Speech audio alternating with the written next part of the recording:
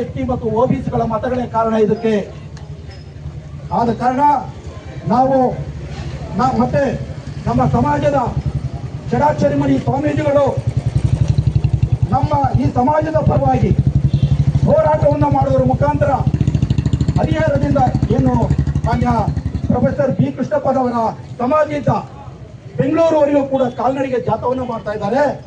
ಆ ಜಾಥಕ್ಕೆ ನಮ್ಮೆಲ್ಲರ ಕೂಡ ಇಡೀ ಸಮಾಜದ ಬೆಂಬಲ ಅವರಿಗೆ ನಾವು ಇವತ್ತು ಘೋಷಣೆಯನ್ನು ಮಾಡ್ತಿದ್ದೀವಿ. ಅವರು ಎಲ್ಲಿವರೆಗೂ ಪ್ರತಿಭಟನೆ ಮಾಡ್ತಾರೋ ಅವ್ರ ಹಿಂದೆ ನಾವು ಯಾವತ್ತೂ ಕೂಡ ಅವರಿಗೆ ಒಂದು ಶಕ್ತಿಯಾಗಿ ನಾವು ಅವರಿಗೆ ಒಂದು ಬಲವನ್ನು ಕೊಡೋದಕ್ಕೆ ನಾವೆಲ್ಲರೂ ಕೂಡ ಈ ಒಂದು ಸಭೆಯ ಮುಖಾಂತರ ನಾವೆಲ್ಲರೂ ಕೂಡ ಒಕ್ಕಲಿನಿಂದ ಚಡಾಚರಿಮಣಿ ಸ್ವಾಮೀಜಿಗಳಿಗೆ ಜಯವಾಗಿ ಅಂತ ಹೇಳಿ ಒಂದು ಅವರಿಗೆ ಒಂದು ಜಯಕಾರವಾದ ಆಗ್ಬೇಕು ಅಂತೇಳಿ ಕೇಳ್ಕೊಂತೀನಿ. ಒಳ ಮೀಸಲಾತಿಗೆ ಹೋರಾಟ ಮಾಡುತ್ತಿರುವ ಚಡಾಚರಿಮಣಿ ಸ್ವಾಮೀಜಿಗಳಿಗೆ, ಚಡಾಚರಿಮಣಿ ಸ್ವಾಮೀಜಿಗಳಿಗೆ, ಚಡಾಚರಿಮಣಿ ಸ್ವಾಮೀಜಿಗಳಿಗೆ ಬೇಕೇ ಬೇಕು, ಬೇಕೇ ಬೇಕು, ಬೇಕೇ ಬೇಕು, ಬೇಕೇ ಬೇಕು, ಬೇಕೇ ಬೇಕು. ಈ ರೀತಿ ನನಗೆ ಮಾತಾಡೋಕ್ಕೆ ಅವಕಾಶ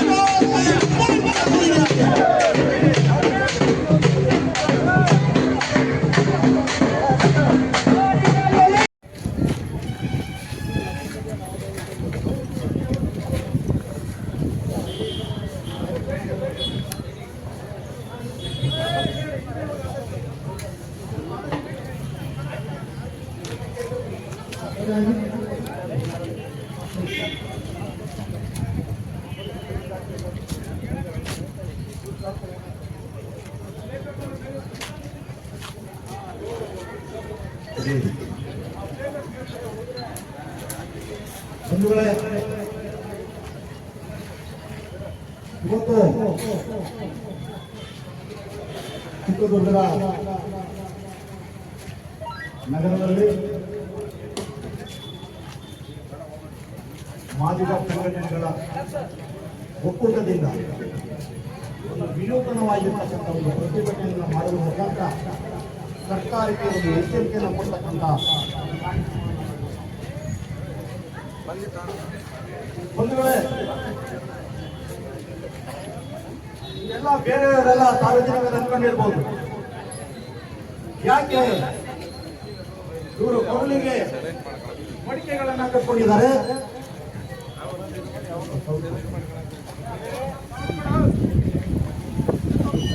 ಮಡಿಕೆಯನ್ನ ಯಾಕೆ ಕಟ್ಕೊಂಡಿದ್ದಾರೆ? ಸ್ವಂತಕ್ಕೆ ಮಡಿಕೆಗಳನ್ನ ಯಾಕೆ ಕಟ್ಕೊಂಡಿದ್ದಾರೆ? ಇದು ಯಾವ ರೀತಿಯ ಪ್ರತಿಭಟನೆ ಅಂತ ಹೇಳಿದ್ರೆ ಜನಗಳಿಗೆ ಇದರ ಬಗ್ಗೆ ಸ್ವಲ್ಪ ಅನುಮಾನ ಬಂದಿದೆ. ಯಾಕಿರಬಹುದು ಈ ಕಾರ್ಯಕ್ರಮ, ಯಾವ ಕಾರಣಕ್ಕೋಸ್ಕರ ಈ ಕಾರ್ಯಕ್ರಮ ಮಾಡ್ತಿದ್ದಾರೆ ಅಂತಂದ್ರೆ, ಬಂಧುಗಳೇ, ಈ ದೇಶದ ಸನಾತನವಾದಿಗಳು, ಹಿಂದೂ ಧರ್ಮದ ಸನಾತನವಾದಿಗಳು ಏನಿದ್ದಾರೆ, ಅವರು ನೂರಾರು ವರ್ಷಗಳ ಹಿಂದೆ ಮನುಷ್ಯರನ್ನಾಗಿ ಕಾಣ್ತಾ ಇರಲಿಲ್ಲ. ಮನುಷ್ಯರನ್ನ, ಹಿಂದುಳಿರತಕ್ಕಂಥ ಜಾತಿಯವರನ್ನ, ನಿಜವಾದಂತ ಅಸ್ಪೃಶ್ಯರನ್ನ, ತುಳಿತಕ್ಕೆ ಒಳಗಾಗಿರ್ತಕ್ಕಂಥ ಈ ಸಮಾಜವನ್ನ ಪ್ರಾಣಿಗಳಿಗಿಂತಲೂ ಕೆಟ್ಟದಾಗಿ ನಡೆಸಿಕೊಂಡಿರ್ತಕ್ಕಂಥ ಈ ಸಮಾಜ ಹಿಂದೂ ಸಮಾಜ. ಸನಾತನ ಹಿಂದೂ ಧರ್ಮದ ಸಮಾಜದವರು ಮನುಷ್ಯರನ್ನ ಎಂದೂ ಕೂಡ ಮನುಷ್ಯರು ಅಂತೇಳಿ ಕಾಣಲಿಲ್ಲ, ಏನಿಲ್ಲ. ಅವತ್ತು ನಾವೆಲ್ಲರೂ ಕೂಡ ಹಿಂದೂಗಳಾಗಿರ್ತಕ್ಕಂಥ ಏನು ಜನಗಳಿದ್ದಾರೆ, ಪಟ್ಟಭದ್ರ ಹಿತಾಸಕ್ತಿಗಳಂತ ಅಂದ್ಕೊಂಡಿರ್ತಕ್ಕಂಥವ್ರು ಏನಿದ್ದಾರೆ, ಅವರುಗಳು ಈ ಸಮಾಜದಲ್ಲಿ ಹಿಂದುಳಿದಿರ್ತಕ್ಕಂಥ ಜನಾಂಗವನ್ನ ಪ್ರಾಣಿಗಳಿಗಿಂತ ಕೀಳಾಗಿ ನಡ್ಕೊಂತಾ ಇದ್ರು ಅಂತ ಅನ್ನೋದಕ್ಕೆ ಒಂದು ಉದಾಹರಣೆ ಅಂತ ಹೇಳಿದ್ರೆ, ನಾವು ಹಿಂದುಳಿದಿರ್ತಕ್ಕಂಥವ್ರು ಯಾರೂ ಕೂಡ ಬೆಳಗ್ಗಿಂದ ಮಧ್ಯಾಹ್ನ 12 ಗಂಟೆವರೆಗೂ ಕೂಡ ನಾವ್ಯಾರು ಕೂಡ ರಸ್ತೆಗಳಲ್ಲಿ ಅಡ್ಡಾಡುವಂತ ಸ್ಥಿತಿ ಇರಲಿಲ್ಲ. ಅವರೇ ಆಗಿರ್ತಕ್ಕಂಥ ಒಂದು ಖಾಸಗಿ ಕಾನೂನನ್ನ ಜಾರಿ ಮಾಡಿದ್ರು. ನಾವು ಉಗುಳಬೇಕು ಅಂತ ಹೇಳಿದ್ರೆ ನಾವೆಲ್ಲೂ ಕೂಡ ಹೊರಗಡೆ ರಸ್ತೆಯ ಮೇಲೆ ಉಗುಳ ಹಾಕಿರ್ಲಿಲ್ಲ. ನಾವು ಪ್ರತಿಯೊಬ್ಬರು ಕೂಡ ಮಡಿಕೆಗಳನ್ನ ಕಟ್ಕೊಂಡು ನಮ್ಮ ಉಗುಳು ಬಂದಾಗ ಆ ಮಡಿಕೆಯಲ್ಲಿ ಉಗುಳಬೇಕಾಗಿತ್ತು. ನಾವು ಓಡಾಡಿದಂತ ಹೆಜ್ಜೆಗಳು ಗುರುತುಗಳೇ ಇದ್ದಾವೆ. ಆ ಹೆಜ್ಜೆ ಗುರುತಿನ ಮೇಲೆ ಬೇರೆಯವರು ಏನಾದ್ರು ಹೆಜ್ಜೆ ಇಟ್ಟು ಅಂತಂದ್ರೆ ಮೈಲಿಗೆ ಆಗ್ತದೆ ನಮಗೆ. ಆ ಹೆಜ್ಜೆ ಗುರುತುಗಳನ್ನು ಅಳಿಸ್ಕೊಂಡು ಹೋಗ್ಬೇಕು ಅಂತೇಳಿ ಪ್ರತಿಯೊಬ್ಬ ಹಿಂದುಳಿರ್ತಕ್ಕಂಥ ಜಾತಿಯವರು ಕೂಡ ಸೊಂಟಕ್ಕೆ ಪರಿಕೆಯನ್ನು ಕಟ್ಕೊಂಡು ಅವರು ಹೋಗಿರ್ತಕ್ಕಂಥ ಹೆಜ್ಜೆಗಳನ್ನು ಅಳಿಸ್ಕೊಂಡು ಹೋಗ್ಬೇಕು ಅಂತಕ್ಕಂಥ ಒಂದು ಕಾನೂನನ್ನ, ಖಾಸಗಿ ಕಾನೂನನ್ನ ಹಿಂದೂ ಧರ್ಮದ ಏನು ಪಟ್ಟಭದ್ರ ಹಿತಾಸಕ್ತಿಗಳು ಇಂಥ ಕಾನೂನನ್ನು, ಖಾಸಗಿ ಕಾನೂನನ್ನು ಜಾರಿ ಮಾಡಿದೆ. ಒಂದು ದೇವಸ್ಥಾನದಲ್ಲಿ ಹಂದಿ ಹೋಗ್ಬಹುದು, ನಾಯಿ ಹೋಗ್ಬೋದು, ದನ ಕರುಗಳು ಹೋಗ್ಬೋದು, ಆದರೆ ಮನುಷ್ಯ ಹೋದ್ರೆ ಮಾತ್ರ ದೇವಸ್ಥಾನ ಮೈಲಿಗೆ ಆಗ್ತದೆ ಅಂತೇಳಿ ಈ ದೇಶದ ಸನಾತನವಾದಿಗಳು ಇದನ್ನ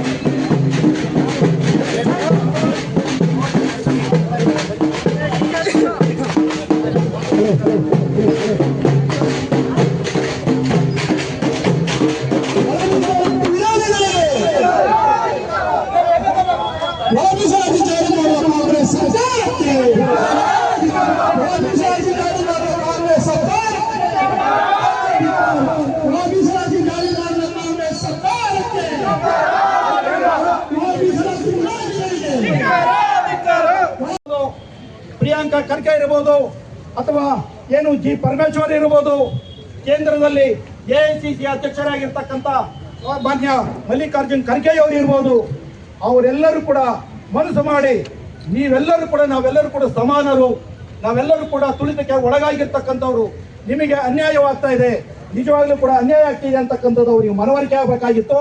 ಮನವರಿಕೆ ಆದ್ರೂ ಕೂಡ ಏನಾಗಿದೆ ಇವತ್ತು ಅಂತ ಹೇಳಿದ್ರೆ, ಅವರು ₹1 90% ಅವರಿಂದ ಅವರು ಉಪಯೋಗಗಳನ್ನ ಪಡಿತಾ ಇದ್ರು. ಇನ್ನು 10% ಅಲ್ಲಿ ಇನ್ನೂ ಬೇರೆ ಹಿಂದುಳಿದಿರ್ತಕ್ಕಂಥ ಏನು ತುಳಿತಕ್ಕೊಳಗಾಗಿರ್ತಕ್ಕಂಥ ಸಮಾಜದವರು ಅದನ್ನು ಉಪಯೋಗಿಸ್ಕೊಂತ ಇದ್ರು. ಮೀಸಲಾತಿ, ಒಳ ಮೀಸಲಾತಿ ಏನಾದ್ರು ಜಾರಿ ಆಯ್ತು ಅಂತ ಹೇಳಿದ್ರೆ 90% ಏನು ಅವರು ಉಪಯೋಗಿಸ್ಕೊಂತಿದ್ರು, ಅನುದಾನವನ್ನು ಪಡ್ಕೊಂತ ಇದ್ರು, ಸೌಲಭ್ಯಗಳನ್ನ ಪಡಿತಾ ಇದ್ರು. ಅವರು ಮತ್ತೆ ಯಥಾಸ್ಥಿತಿ 10-15% ಬರ್ತಾರೆ. ಆ ಕಾರಣಕ್ಕೋಸ್ಕರ ಅವರು ಇವತ್ತು ಯಾವುದೇ ಕಾರಣಕ್ಕೆ ಅದನ್ನ ಒಳ ಮೀಸಲಾತಿ ಜಾರಿಗೆ ಮಾಡೋದಕ್ಕೆ ಅವ್ರು ಯಾರು ಕೂಡ ಹೋಗ್ತಾ ಇಲ್ಲ. ಯಾಕೆ ಹೋಗ್ತಾ ಇಲ್ಲ ಅಂದ್ರೆ, ಇಲ್ಲಿವರೆಗೂ ಸುಮಾರು 40-50 ವರ್ಷಗಳ ಕಾಲ ಅವರು ಸೌಲಭ್ಯಗಳನ್ನ ಪಡ್ಕೊಂಡ್ಬಂದು ಸಾಕಷ್ಟು ಅವರು ಸರ್ಕಾರಿ ನೌಕರಿಯಲ್ಲಿ ಅವರು ಪ್ರಬಲರಾಗಿದ್ದಾರೆ, ಆರ್ಥಿಕವಾಗಿ ಪ್ರಬಲರಿದ್ದಾರೆ, ರಾಜಕೀಯವಾಗಿ ಪ್ರಬಲರಿದ್ದಾರೆ. ಅವರೇ ಇವಾಗ ಹೆಚ್ಚಿನ ಪಾಲನ್ನು ಪಡ್ತಕ್ಕಂಥವರಾಗಿದ್ದಾರೆ. ಆ ಕಾರಣಕ್ಕೋಸ್ಕರವಾಗಿ ಅವರು ಇವತ್ತು ಒಳ ಮೀಸಲಾತಿಯನ್ನು ಹೋಗ್ತಾ ಇಲ್ಲ. ಮೊದಲಿಗೆ ಅವರು ಕೂಡ ನಮ್ಮ ಜೊತೆಗೆ ಬಂದು ಒಳ ಮೀಸಲಾತಿ ಜಾರಿ ಆಗ್ಬೇಕಂತೇಳಿ ಹೋರಾಟ ಮಾಡಿದ್ರು. ಇವತ್ತು ಸಿದ್ದರಾಮಯ್ಯ ಅವರನ್ನ ದಿಕ್ಕು ತಪ್ಪುತ್ತಾ ಇದ್ದಾರೆ ಮಾದೇವಪ್ಪ ಅವರೆಲ್ಲ ಸೇರ್ಕೊಂಡು. ಹೆಂಗಂತ ಹೇಳಿದ್ರೆ, ಸರ್ಕಾರವನ್ನ ಅಭದ್ರಗೊಳಿಸೋದಕ್ಕೆ ಏನು ಕುತಂತ್ರಗಳನ್ನ ಮಾಡಬೇಕು, ಏನು ಷಡ್ಯಂತ್ರಗಳನ್ನ ಮಾಡಬೇಕು, ಆ ಷಡ್ಯಂತ್ರಗಳನ್ನ ಮಾಡ್ತಾ ಇದ್ದಾರೆ ಇವತ್ತು. ಹಾಗಾಗಿ ಮತ್ತೆ ನೋಡಿ, ಕಳೆದ ಕೆಲವು ದಿನಗಳ ಹಿಂದೆ ಹುಬ್ಬಳ್ಳಿಯ ಧಾರವಾಡದಲ್ಲಿ ನಿರುದ್ಯೋಗಿ ಯುವಕರು ಒಂದಿನ ಸಾಂಕೇತಿಕವಾಗಿರ್ತಕ್ಕಂಥ ಒಂದು ಮುಷ್ಕರವನ್ನ ಮಾಡಿದ್ರು. ನಾವು ನಿರುದ್ಯೋಗಿಗಳಿದ್ದೀವಿ, ನಮಗೆ ಸರ್ಕಾರಿ ನೌಕರಿಯನ್ನ ಕೊಡಿ ಅಂತೇಳಿ ಒಂದಿನ ಪ್ರತಿಭಟನೆ ಮಾಡಿದ್ರು. ಒಂದೇ ದಿನ ಪ್ರತಿಭಟನೆಗೆ ಸರ್ಕಾರ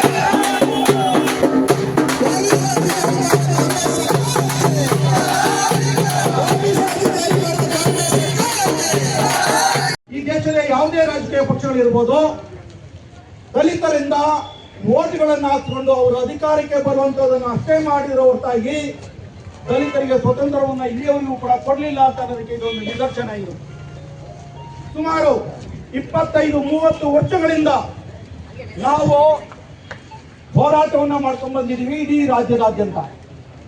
ಯಾವ ಕಾರಣಕ್ಕೋಸ್ಕರ ಹೋರಾಟ ಮಾಡ್ಕೊಂಡು ಬಂದಿದ್ದೀವಿ ಅಂತ ಹೇಳಿದ್ರೆ, ನಾವು ಬಹಳಷ್ಟು ಹಿಂದುಳಿರ್ತಕ್ಕಂಥ ತುಳಿತಕ್ಕೊಳಗಾಗಿರ್ತಕ್ಕಂಥ ಜನ ಏನಿದ್ವಿ, ನಾವು ಬಹುಸಂಖ್ಯಾತರಿದ್ದೀವಿ.